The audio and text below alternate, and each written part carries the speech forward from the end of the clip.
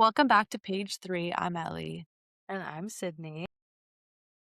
We are going to go over today books that we believe you should read in your 20s, moving on, whatever. That's kind of what we do over here. If you're new, welcome. If you're new, or if you're old and you've been here for a while and you're wondering, like, I just want to say a preface, like, if I seem low energy today, it's because I did go to the gym this morning and in the middle of my workout, I threw up because apparently Perfect. apparently, I'm really just so dialed in the gym that I'm just like She's just chugging along. I'm just literally chugging along. So anyways, that's my update. Any updates from you, Sid? We are filming this mere hours before I get on a plane, actually, because I'm flying to Europe today. So if I'm a little distracted, it's because I have like a mental to do list running of everything I need to do before I get on a flight. Nonetheless, I'm thrilled for this episode because I love talking about books. It's kind of our whole shtick, It if you is. didn't know. It really Um, and I feel like we're both at very pivotal points in our 20s, in Mhm. which kind of reflecting on books about stories and lessons that resonate with this time period is probably a good reset for us both. 100%. All right. What's your first book? So, the first, I'm pulling up my phone because I have my books on here. The Mhm. first book I want to talk about is probably a crazy pull, and it's like, why is she saying this? But I promise I have a point. One of my favorite books I've ever read in my whole life, The Great Gatsby. Okay. Okay. And my reasoning behind this is obviously I know it's an academic read, like a lot of people were required to read it in middle or high school, as was I. However, I've read it 3 times in my life, and all 3 times I've identified with a different character. And I Sure. think it's one of those books that really grows with you. You know, it's so applicable to being in your 20s, to going through just a range of hormones and emotions. Sometimes you're Gatsby and you're doing all these things to get somebody's attention, and you feel like you're putting on like a fraud and you're being fake Mhm. and you're making shit up as you go. And he was kind of the master of fake it till you make it. Other times you're Daisy and you're in this push and pull with life or with somebody or with others. And, you're trying to figure out your own identity. And so I don't know. I just think it's one of those books that really grows with you. And I feel I like every time I read it, I found myself in a different character. actually a really great pull because I read The Great Gatsby. I think a lot of people have to read it in high school, and then I Mhm. reread it in my grad program. Hi, Boston. I reread it in my grad program, and it was really fun to read older Yes. because a lot of it was like a lot of things I was like disillusioned by, and like I think I Yes. just didn't when I was younger, I just didn't get a lot of the themes that they were trying to tackle, and like Totally. I think the thing they tackled in this novel or in The Great Gatsby when I was, like, older and, like, the things that I could grasp when I was older just simply because of, like, age and time, whatever, and I'm sure I'll resonate with even more when I'm older. Everyone is a faker. Learn it Yes. early. Nobody knows what the fuck they're doing. Absolutely everybody is faking Faking it it. to fucking make it. So, Yeah. Well, I was yeah. this weekend actually, something that like inspired me to talk about this book in this episode is I was talking to a friend of a friend who is a teacher, and she was saying that she would love, as somebody who just reread The Great Gatsby, to go back and read the essay she wrote about it in high school because she can only imagine what she grasped from it at age 16 that Yeah. she's not grasping now. Like, I feel like when I was 16, I was sitting there on my high horse being like, "How does Daisy take so long to see through Gatsby? Yeah. How do you not see through this shiny object?" And Yeah. then, you get and you could use this book for a metaphor for so much. Like, the shiny object could be the 9 to 5, right? And you're realizing it's not all that great, like it's not all that it's chalked up to be. It's not all that exciting to grow up because not that a 9 to 5 is not incredible and an amazing success, more so that when you are 16, you have this ideology that like I'm going to grow up and being an Yeah. adult is so exciting and it comes with all these privileges and I get to work a real job. And then the facade kind of goes away, right? And you're like, okay, so I do get to do all of these things, but it's not really all it's chalked up to be. Like, Totally.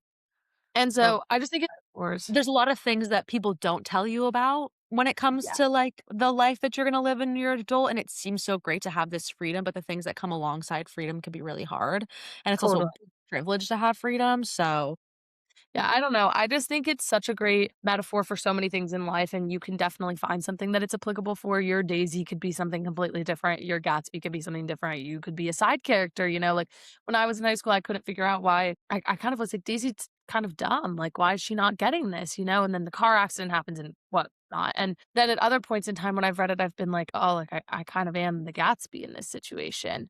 And Yeah. in other times, you're like, in your especially in your 20s, you're like, "Oh, I'm a side character." Like, everybody's moving, all these people are having these great parties and these great love stories and these great things, and I'm kind of just one of the side characters that's invited. Like, I'm kind of Yeah. just one of the party characters. And so, I don't know, I just think it's such a great reread. I think it's one of those books that you can read, every couple of years and really re-identify with in a new way. And Mhm. I feel you haven't read it educationally or academically. You should absolutely read it in general. And I know academic books can be kind of daunting and people automatically assume that it's not going to be interesting. I can assure you that this book is a soap opera. Like they It's an easy read. It's not that long. no, and it's love, it's lust, it's money, it's power, it's car accidents and breakups and drama and I know an academic read can be daunting, but it's truly like if this wasn't an academic read, I actually think more people would be reading it. 100%. I I actually think that there are some academic books that I wish were assigned to me to be read when I was older rather than totally, younger. Like, totally. first of all, I never read 1984 in high school, which is crazy, and now I feel like I need to read that book because Yeah, I read it in high school. I never read it, which is crazy because we went to the same high school, but I never got assigned to read it. Yeah. But, okay, my book is I don't know if a lot of people are gonna know this book, but it's called Giovanni's Room by James Baldwin, and I think that how do I explain this? I think that my approach towards, like, these books are less about books and more about, like, authors, shall Mhm. I say, Mhm. because I feel like there's a lot to be said about, like, a really talented author, and I think James Baldwin Giovanni's Room is basically it's written by James Baldwin, who's an incredible author, very famous author, and he wrote a lot of queer novels before I think, like, that was ever, like, really a thing in modern society, and so he wrote Giovanni's Room, and it's a really interesting glimpse into being queer, and I feel like a lot of people I just wish that a lot of people would read it because I think that it gives you it's just such a beautiful book, and I also think that in terms of, like, if I want people to be, like, more literary, I think it teaches you how to hate a character and still love them at the same time. Yeah. And I think that he is just, like, such a skilled author. He wrote another book called Going to Meet the Man, which tackles racism and another situation of, like, a very unlikable character. And I think that James Baldwin is just such a skilled writer.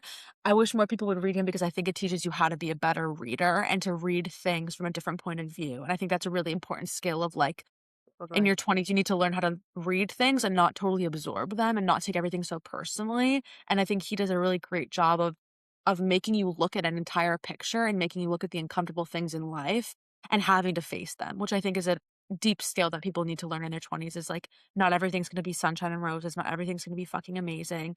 It's going to be really hard at times and how do you deal with that? And you Totally. know, what does that look like? So, that would be Yeah. my Yeah, I think that's my great. book. I've never read that book, and I don't quite know actually if I've read anything by James Baldwin. So However, good. I You do would think that's love really James Baldwin. You would yeah, love James. I need to read this. I feel like it is such an important lesson in your 20s though to like learn how to face the music a little bit. And I think part of growing up and getting out of your 20s is that obviously there's hardships that you can go through in life pre-20s, of course, but like at some point in your late teens and early 20s, the veil kind of gets lifted. Yeah, And I feel like from what you've described, this is kind of a good example on how to process that and, like, also totally. just being a better reader in general, like, I think take, like, our love for reading out of it. I Mhm. think being literate in that way is such a lost art and so important, like, when I've been watching Love Island and things like that, I've been sitting here being like, "You" and, like, I love Love Island, right? But it's like, I keep seeing all these videos being like, "Love Island is proof of the literary crisis in America," Right. because like, they keep saying crazy words, like, they said epitome instead of epitome. They said yeah, epitome instead of epitome. They said compromise instead of compromise, things like that, and I'm just like just also your ability to coherently string a sentence in order to get something across, like, my dad taught me from a really young age that the way you say something delivers its importance, Mm. and I think reading is a huge way to work that muscle and build that muscle and becoming a better reader is a skill to become a better communicator, you know? Yeah, that's my thoughts on that. I wanted to say that I think that being a reader and I've talked about this a lot in grad school, like, a lot in grad school about how we believe that reading makes you more empathetic.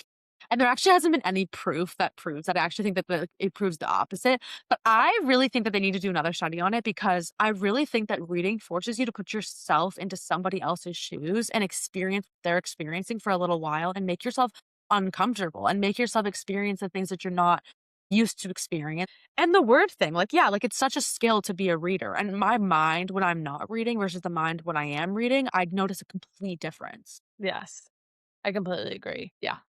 Okay, what's your My second book is Discontent by Beatrice Serrano. And nice. this is definitely an acquired taste book. And my love for it actually does not come from the enjoyment I got from reading of it, but because of like the way it made me feel, like the what I gathered from it, like after. It's basically about this woman who works a very typical corporate 9 to 5 marketing job. And she basically, the entire book is her being like, this job is fucking stupid and I'm selling shit I don't care about. And I have to make this stupid ad up. So instead, I'm asking somebody to make it for me and I'm pretending that they're going to, get credit for it. But in reality, like, I'm just going to pretend I'm good at my job. And this shit is so stupid. And she faked it. The whole story is her basically explaining that she doesn't even know how she got to be so high up at her company because she's like, I don't even do my job. Like I just faked it. And now all of a sudden, like people are giving me actual tasks. And she's like, Yeah. basically wakes up every day, contemplates taking a Xanax, then contemplates walking across the street to get hit by a bus so she doesn't have to go to work. Then Mhm, she does go to work. She basically walks you through her day of keeping herself looking busy without doing any work, goes mhm. home, smokes a cigarette, gets drunk, takes a Xanax, and goes to bed. And she Amazing. rinse and repeats this until she's required to go on a work retreat, and it's just funny, and, like, I'm not gonna spoil it, but basically, it's this woman's internal monologue of, I hate my day-to-day routine, like, Y I hate this. I hate selling makeup products, I hate selling perfume ads, it's so stupid, nobody actually cares about it, and literally the internal monologue of hers, like, the sentence she repeats every chapter is, "Today's the day I'm gonna walk across the street on my way to work, and I'll get hit by the bus." Oh my Like, god. she literally and she keeps saying all the time, she's like, "I don't wanna die. I just want an Yeah, excuse to not go to work." yeah. And it's just really funny to read at this point in time, but bless you. There's this very scary notion out there that you have to get your dream job, whatever it is that you got your degree in. You Yeah. have to get that dream job that goes with it, and then you have to love it. Mhm. And it's like, well, if you got your degree in, economics, then you have to work in economics and you have to love it. Yeah. And if you got your degree in business, then you have to work for Amazon and it has to be your dream job and you have to love it. And Yeah. I think that's very scary because it's obviously like, especially with social media and LinkedIn and all of these things, you're seeing people talk about all the time, like, oh, and I work this amazing job and, I Mhm. love the company I work for and I do this, that, and the other thing. When in reality, there's a lot of days that those people wake up in the morning and they don't want to go to work either, you Yeah. know? Yeah. And it can be really daunting to take your first steps into adult world and feel like I remember when I did my internship and I had a really hard time adjusting, right? And I was like, "Oh my god, like, it seems like everybody at my company like loves hanging out with their coworkers and loves their job and is Mhm. really invested in learning about it. And like they check the website every single morning to see if there's any new press releases and they like care about it so much. Like, am I supposed like, why don't I feel that way? Like, Yeah. am I supposed to feel that way?" And I just think, like, going into that world, like, is so daunting in itself in any capacity that this was such a make light of it book. It really just makes light of the whole situation. Like, she over dramatizes everything. Our narrator sits here and she's like, "And then I took another Xanax. And then I took another Xanax. And then I napped at my desk. And then I took another Xanax." Yeah. And one of her coworkers leaves. They say she died in a tragic accident, and she has this whole fantasy of like she hated it as much as me. And she put herself out of her misery. It must be that's what happened to her. And everybody's kind of like everybody in her life is kind of like, "Are you good? Are you okay? Do you Yeah. think?" She's like, "Yeah, no, just take my Xanax, and I'll be fine." That's And I'll crazy. smoke my cigarettes. And the way she's so overdramatic about feelings that circulate so frequently at our age, and honestly at any age, like I don't know how old our narrator is in this book, but I think it just like made light of something and like cracked a lot of dark humor jokes about something that is taken so seriously and so heavy and so scary and so daunting that Mhm. it kind of just made the thing that people say like, oh well, we live on a floating rock. Like if you zoom out all the way we live, it really put that in perspective to me as I was like, this woman who hypothetically lives in Spain and hates her job, like we live on a rock, Yeah, And totally. I just think it could be a good perception alterer and also, like, relatable story for people our age, and also, like, I don't know, sometimes making a joke about it in dark humor and listening to this woman be so over dramatic and over the top can really make you feel like you have a handle on your life because she's kind of such a disaster Yeah, yeah, that yeah, yeah. even she's so much older in the story, I believe, that even I was like, "Okay, well, at least I don't feel like that." Like, Yeah. you know? And so I think I think it's a good light just joke, you know? Totally, totally. I totally agree with you. I think that's great. I think it goes back to like the thing that you really want your readers to get at is like the disillusionment, like with the Great Gatsby, discontent. Like those are all like linking ideas, and I love that. I think my approach is more so like learning that nobody knows what the fuck they're doing. And I'm gonna say a book that I never thought that I would ever recommend to people. But in terms of like how I approach things and like how I see things, I'm going to recommend All Fours by Miranda July. Have you heard of this book? Yes, which is why I'm a little confused. Now, this book, okay, Miranda July as an author is so talented because she takes what you think is going to happen genuinely. I mean, you could literally think, and she will go in the opposite direction that you could even possibly comprehend. And then she keeps doing that, and she keeps doing that, and she keeps doing that. Yeah. And the reason that I liked this book, number one, is because it's just entertaining as shit to watch this main character go through life. And like, you really are just like, wow, like, what the fuck is going on? But beyond that, I think that it teaches you a lot about, like, again, like this world. Okay, if this is like what I think people need, I think this world is full of very dislikable people. Okay, this world is full of people that are just maybe not kind and maybe not great, and people that you're just going to fundamentally disagree with. And I think reading books with dislikable main characters teaches you how to have a muscle of being like, but it's not personal. She was such a, like, I could really learn how to take a step back from her character and be like, wow, like, kinda similar to discontent, like, wow, like, what the fuck is going on right now? And I would say beyond that too, it taught me a lot about, like, womanhood, and Mhm. not a lot of people and not a lot of books are centered around, like, 40-year-old, 45-year-old women, and I think that it was just really interesting to read her perspective on, like, going through, like, menopause, which isn't talked about very often. I know that seems kinda weird for somebody that's, like, in their 20s, I get that. I totally understand that this might seem like a weird recommendation for that, but it just taught me a lot about Growing beyond into right.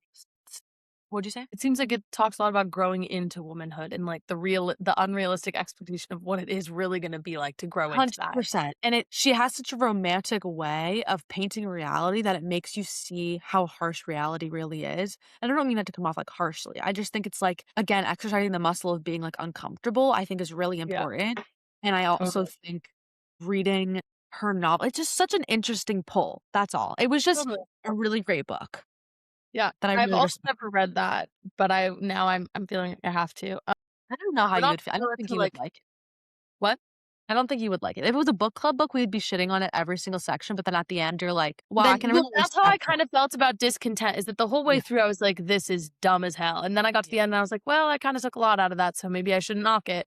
Right, right. We don't have too much time before we have to do book of the month. I'm gonna just honorable mention my 3rd, I'm not gonna get too much into it, but it's Heart the Okay. Lover by Lily King. I It do love this is book. I love this book, and it really is just about reconciling with the life you had dreamed of for your 20-year-old self or your 20-something-year-old self, and you know, you think you have it all figured out at this age, you think that your first love is the only love you'll ever have in your life, and it's this woman has to really reconcile with, like, she's made this wonderful life for herself, but as she reflects on her 20s and the man she thought she would marry, you know, where did things change and things like that, and I honestly think it's just such a beautiful book, and I need to reread it at the point I'm at in my life right now, actually, but yeah, that's my honorable mention, if you have an honorable mention. Yes, I do. My honorable mention is Catcher in the Rye. That was gonna be on my list.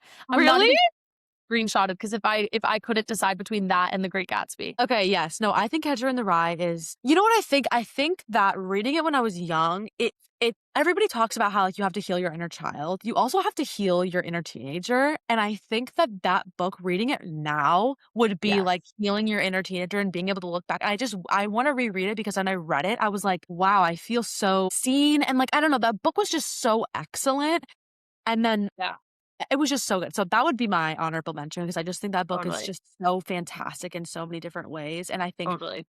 It's just so great. I wish I made that my first book that I recommended, but whatever. It's fine. Okay, let's talk about book of the month really quickly, and then I gotta hop off because I also have to get back to my big girl job, Yes. which I'll talk about more next episode. Yes. Next week when we do our moving and life update episode, we'll Yeah. discuss this. As far as book of the month goes, I don't feel any differently than I did last week. I'm still confused at what the fuck is going on. Phoebe is running circles around me right now, and I can't really understand her.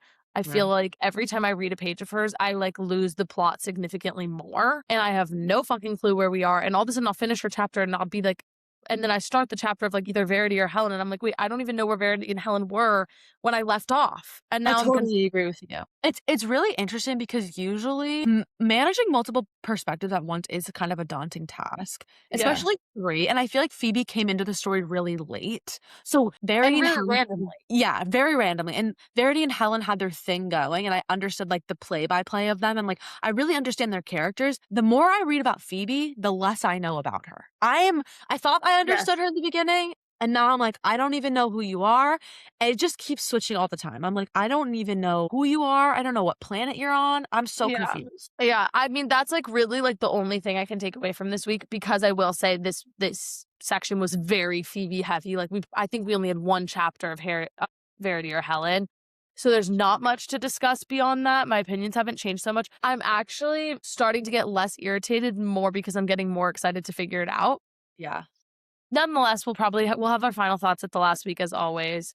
And then next week we're also we're announcing our book of the month for August, which we're very excited I'm about. so So excited about it. yeah. This is probably the first August book of the month is probably the first book that me and Ellie equally wanted as much and we're equally as excited about because we Exactly. try It's to like switch off of who gets the pick. yeah, we do, and this one, we were like we very rarely come in, like, on the same page, like, Yes. we want different things, and Usually we distill it together. this time both of us came to each other and we were like, "I want this as book of the month," and then she said that, I was like, "I wanted that as book of the month," so it was perfect. Yeah. So we're So very anyway, excited for next week. I'm so excited because also next week we'll be together, so Yes. and This is our last episode apart. yay! Last Okay, episode apart. woohoo! Okay, we love you so much, we will see you next week. Stay tuned, thank you for being here, we love you. We love you. Bye.